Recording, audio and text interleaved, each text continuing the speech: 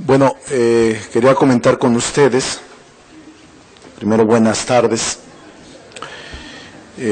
quiero comentar con ustedes el tema económico que el país está sufriendo. Hacienda hace unas horas reajustó el PIB del 2014. El gobierno ajusta el pronóstico de crecimiento del PIB de este año a la baja, de 3.9 a 2.7%. Es un margen de error del 31%.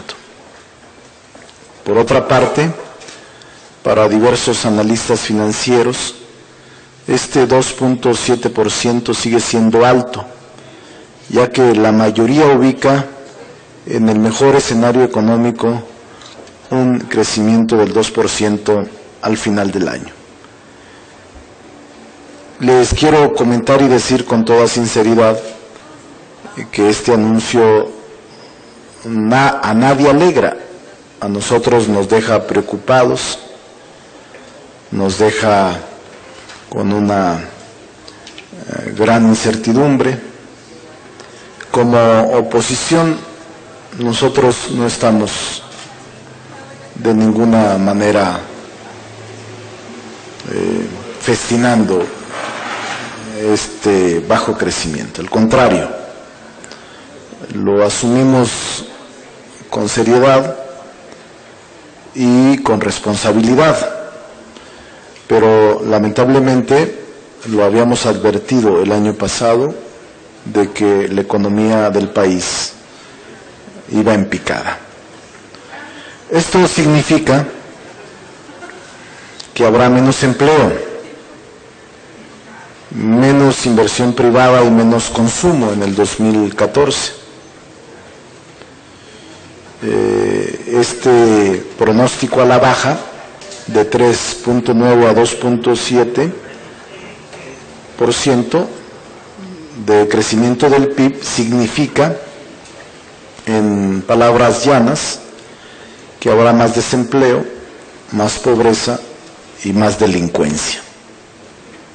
Desde el año pasado las cuentas y los cálculos económicos no les han salido bien a esta administración.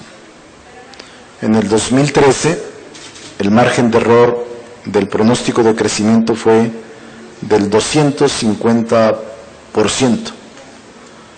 Pronosticaron 3.9 al igual que este año y quedó en 1.1 oficial. Si a este resultado le restamos el 2.2 de crecimiento de la población, entonces tendremos un decrecimiento real del 1.1%, no un crecimiento. La verdad es que la economía del país no marcha bien. El crecimiento del primer semestre de este año fue del 0.6%, es decir, nada, frente al pronóstico alegre del 2% al inicio del año. Y no hay crecimiento porque no hay consumo, no hay inversión privada y no hay confianza en los consumidores de que esto se componga. El factor que está inhibiendo este crecimiento fue, sin duda, la reforma fiscal. En este primer trimestre, el único que reportó saldo a favor fue el gobierno. Recaudó más, pero a costa del ingreso y de los ahorros de las empresas y de las familias. Hasta la Bolsa de Valores tuvo un mal trimestre. Gobierno rico, familias y empresas pobres. Es el panorama dominante y mientras esto siga así, el PIB seguirá cayendo. Solo en el último año han cerrado 110,000 empresas. La reforma laboral y la reforma financiera ya tienen más de un semestre de aprobados y el empleo y el crédito barato no se ven por ningún lado. Nada hay que nos garantice que no sucederá lo mismo con la reforma energética, es decir, con los supuestos millones de empleos bien pagados y la energía barata sean una ilusión óptica. Por ello, en lugar de entrar a aprobar una reforma energética de cuyos beneficios son una condición futura de realización incierta, lo que el Gobierno y el Congreso deberíamos estar diseñando es un programa de contingencia económica para recortar impuestos, aumentar el salario mínimo, recortar el gasto público corriente y congelar el precio de los combustibles. Esto es lo que deberíamos estar haciendo el Gobierno, el Congreso, en lugar de estar haciendo cuentas alegres. La reforma fiscal aprobada por el PRI, un sector del PRD y el PAN, Verde y Panal, un sector del PAN, el Verde y el Panal, ha generado estragos económicos. Lo señalamos en su momento y ahora se dan cuenta que teníamos razón. La reforma fiscal es un error económico y es un error político. Por eso es que planteamos que se pueda implementar un programa de emergencia económica en el país, que tenga que ver con la revisión de la política fiscal recién aprobada, pero también con el gasto de inversión y con un programa de austeridad republicana que exigen los ciudadanos en el país. Eso es lo que les quería comentar como principal punto. Si tienen alguna pregunta, estamos a sus órdenes. ¿De otros temas o de los que quieran?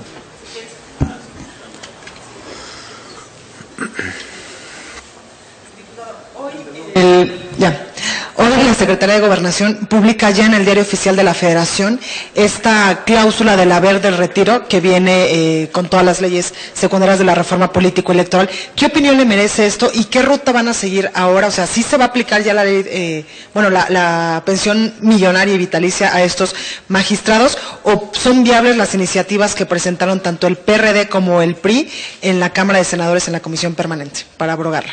Mire, primero, apenas se promulga la ley. Nosotros no quisimos presentar iniciativa, ni firmar iniciativa de acotamiento o de supresión de los haberes de retiro, porque no estaba en vigencia la ley. Es decir, no puedes presentar una iniciativa que modifica una ley que no existe. Hasta ayer, hasta ahora, inicia la vigencia de ese artículo del retiro de deberes. Haberes de retiro. Creo, lo digo con toda honestidad, que los magistrados del Tribunal Electoral detuvieron el enorme deterioro y desprestigio al que estaban siendo sometidos por su silencio, que muchos habrían concluido que de haber persistido ese silencio habría sido complicidad. Pero hoy que ellos mismos, a quienes está orientada esta legislación del artículo 209 de la Ley Orgánica del Poder Judicial de la Federación, que contiene los haberes de retiro, ellos mismos han señalado que no aceptarán un solo 5, lo que me parece correcto y también moralmente acertado. Pero se tiene así que modificar ese artículo. Estos haberes de retiro deben modificarse totalmente y no solo acotarse a 2 años.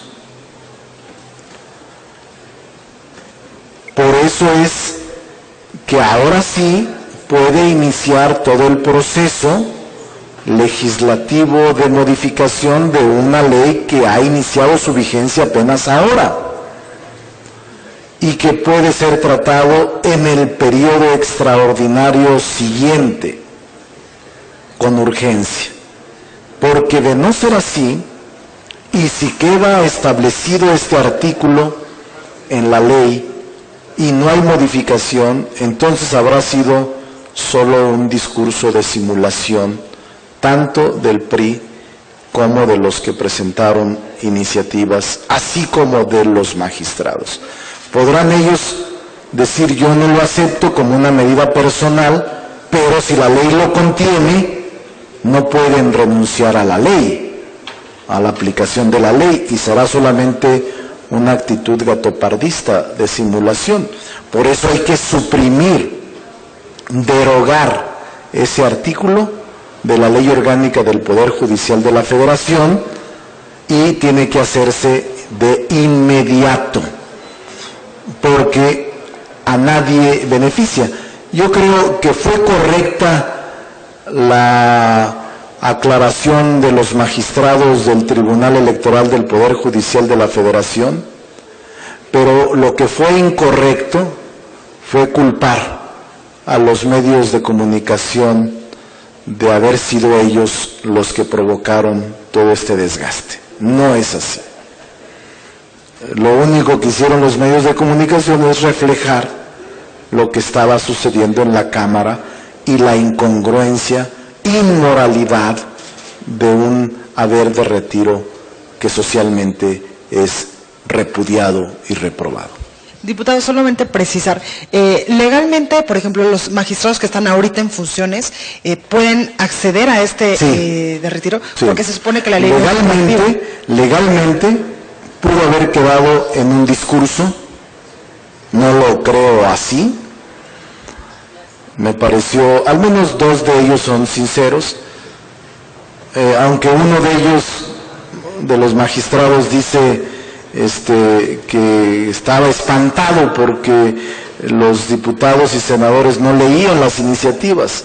Yo creo que muchos de ellos tampoco leen las resoluciones. Los hacen sus secretarios, los hacen sus asesores, pero uno de ellos dijo que el haber de retiro no le interesaba, que porque ellos pueden ganar más dinero afuera que adentro. Y yo le diría, ¿y por qué no renuncia y se va afuera?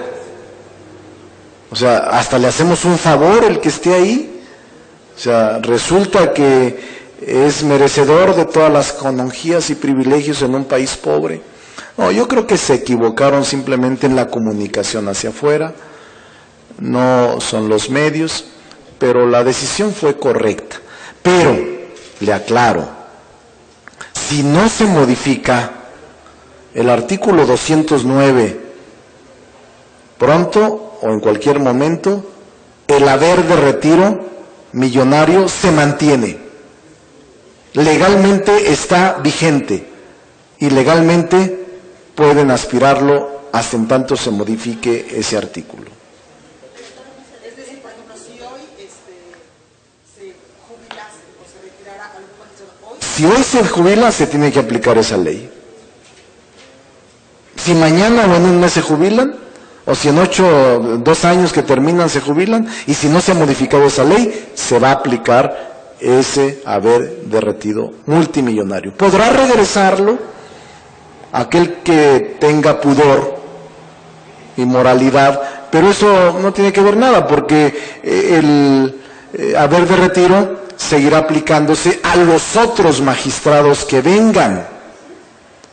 Es decir, la ley está vigente y el haber de retiro millonario a magistrados está vigente. Luego entonces tendrá que modificarse, porque repito, no es un acto voluntario, sino es la aplicación de la ley, y hay que modificar esa ley que aprobó el PRI, el PAN, un sector del PRD, con el voto en contra nuestro. Diputado, buenas tardes. Servidora Cecilia Hernández. Preguntarle dos cosas. La primera, con lo que está anunciando Hacienda hace un rato en Palacio Nacional, ¿se hace necesaria la presencia del secretario de esa dependencia en la permanente, que lo manden traer para que explique, al igual que lo mandaron traer a Osorio para que explicara también sobre el asunto de la seguridad? ¿Sería necesaria la presencia de Videgaray ahí en la permanente? Y dos, ¿están en riesgo los empleos que se tienen ahorita por este crecimiento que ya no va a haber? Digo, ya estamos entrando a una crisis, a números rojos. Bueno, primero, nosotros en la próxima permanente, en la próxima sesión de la Comisión Permanente, Movimiento Ciudadano planteará la comparecencia del secretario de Hacienda frente a estos pronósticos a la baja. El asunto que hoy se ha tocado en los medios de comunicación, al reflejar informaciones económicas de la reducción del pronóstico en un 30 y tantos %, amerita que el Poder Legislativo se reúna con urgencia con el secretario de Hacienda y la parte económica del gobierno para determinar qué está proponiendo Hacienda para enfrentar esta debacle, esta desaceleración económica, esta falta de crecimiento en el país. Por eso nosotros vamos a plantear la comparecencia urgente del secretario de Hacienda para saber los planes de contingencia económica que existen para detener el deterioro tan grande que se ha presentado en el país en la expectativa de crecimiento. Es que va a disminuir casi el 100% de la expectativa.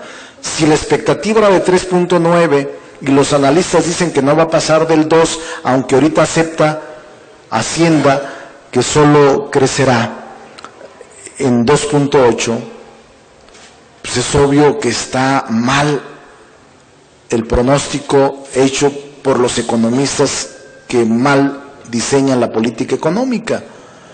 Y creo, sinceramente, que en la comparecencia tenemos que entrar al análisis de la revisión de la política fiscal, a la revisión de los pronósticos de crecimiento del PIB y a la revisión de, en general, el modelo económico que se persiste en aplicar en el país. Es muy importante, el tema más importante en este momento es el económico.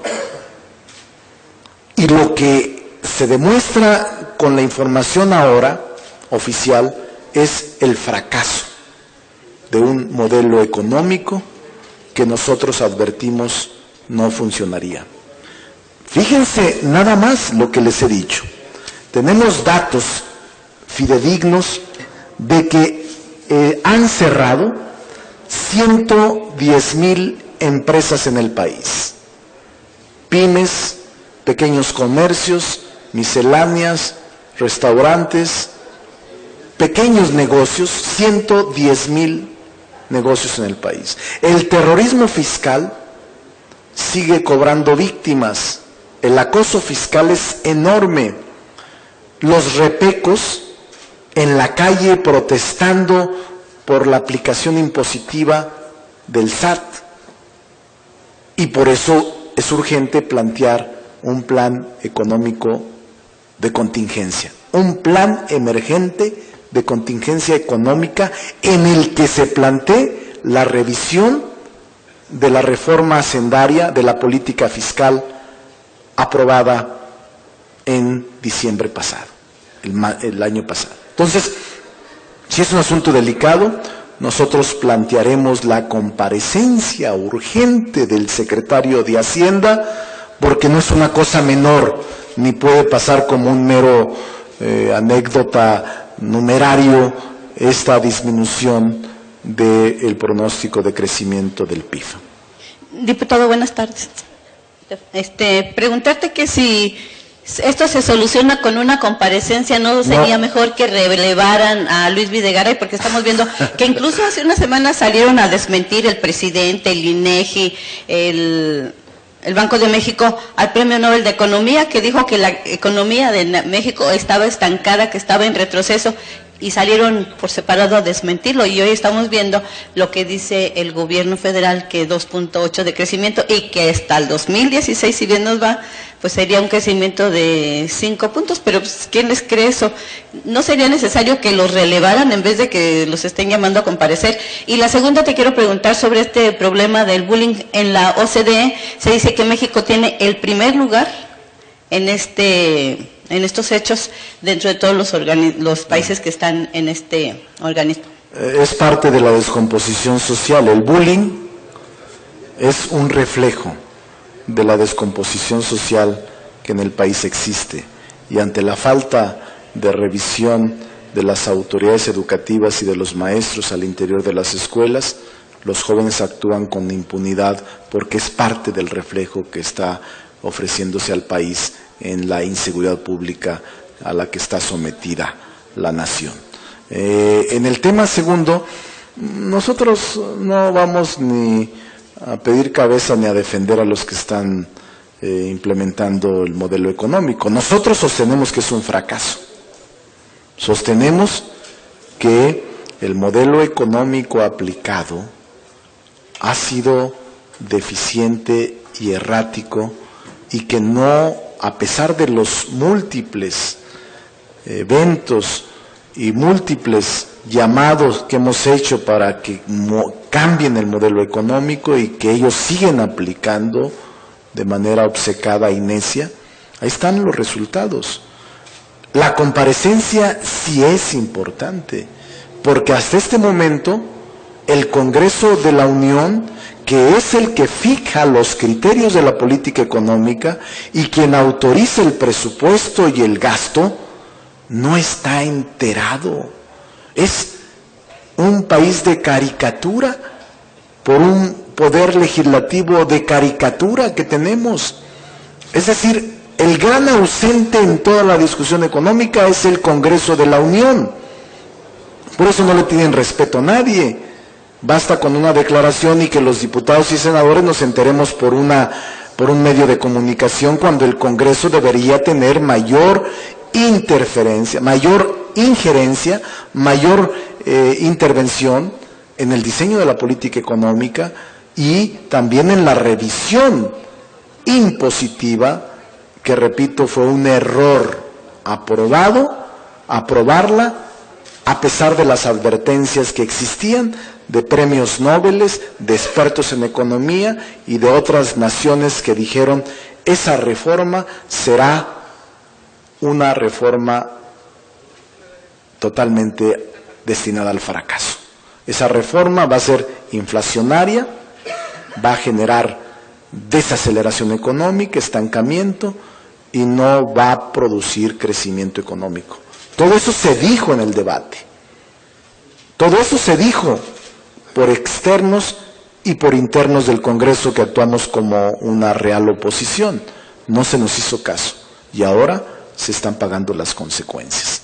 Por eso es que nosotros planteamos este plan, este programa urgente de contingencia económica que el Congreso pueda diseñar con el gobierno, porque el problema va a seguir creciendo de no atenderse con urgencia.